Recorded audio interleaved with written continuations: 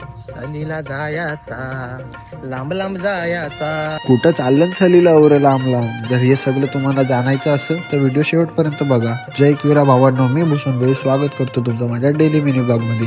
Bag भरूनशी निघलो बाहेर आणि घेतलं आपल्या भावा लोकांनी सगळ्यांनी सामान बसीमध्ये टाकत. सामान टाकल्यावरती पोरून घेतलं आपल्या गबरूबाईने नारळ आणि केलं शुभ करून बशीचं.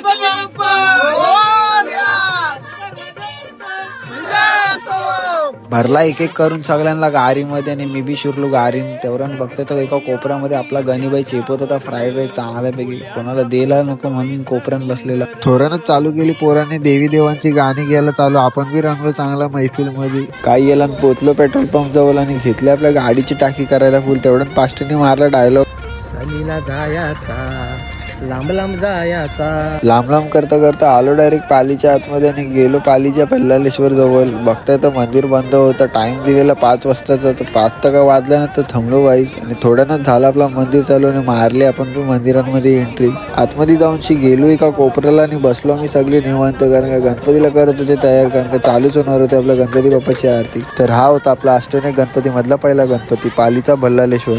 जर तुम्हाला पूर्ण 8 गणपती करायचे असतील तर व्हिडिओला लाईक करा, शेअर करा आणि फॉलो सुद्धा करा. तर चला पुन्हा भेटूया नव्या ब्लॉग मध्ये.